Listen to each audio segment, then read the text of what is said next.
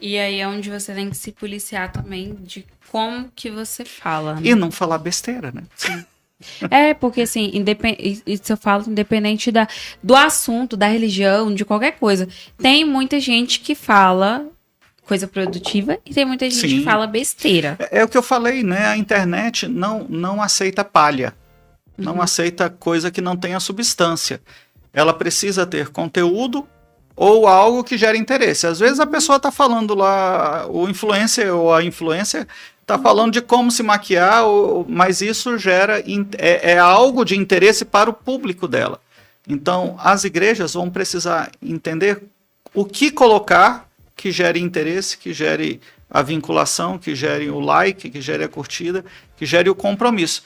Mas tem que lembrar que a igreja no cyberespaço não é só o caminho para que a pessoa dê o próximo passo, que é ir lá e desenvolver presencialmente a comunhão, Sim. né? E você acha que em relação a sua igreja em si, hoje a galera que se adequou melhor e que quer que esse formato continue, ela tá indo mais caminhando para os jovens ou para os É legal de perguntar isso, porque a tendência é falar assim, os jovens vão querer acompanhar no cyberespaço. Não necessariamente.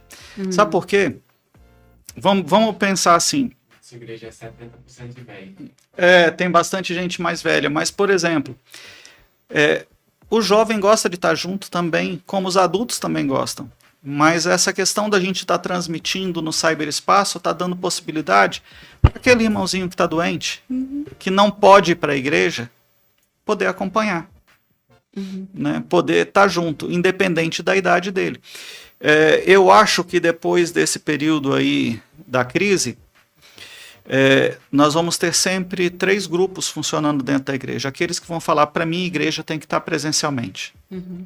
A gente vai ter aquele outro que vai falar, para mim, online é suficiente. Eu vou ficar na igreja no cyberespaço.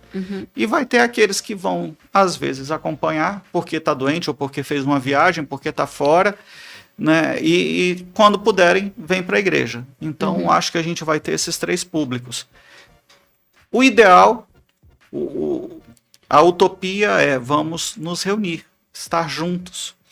Porque isso nos leva a pensar sobre um conceito do que é culto. Culto não é só você com Deus. Porque aí também é culto você com Deus.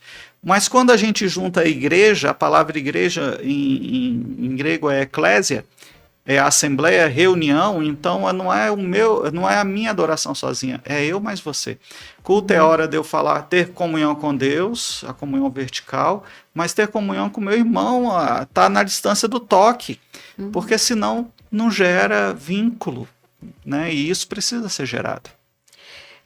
e em relação, né, a gente tá falando muito da questão da internet e tudo mais, mas, por exemplo, em relação à TV, o que você pensa em relação à TV? Porque a, a gente vê aí, todo domingo, 6 da manhã, passa missa na televisão. Aí se é Natal, tem missa do Galo, tem missa disso, tem aquilo, né? Tem outras denominações também. Então, assim, tem a Universal, que a gente vê. Mas, e da Igreja Batista? Hoje ela tem um espaço na televisão? Hoje, na televisão, não. Né? Eu acho que o espaço da televisão sempre. A televisão sempre vai ter o espaço dela, mas para essa geração mais nova que está surgindo aí, eles já não assistem quase TV aberta, já estão abandonando a TV a cabo e a gente vai ficar nos streams.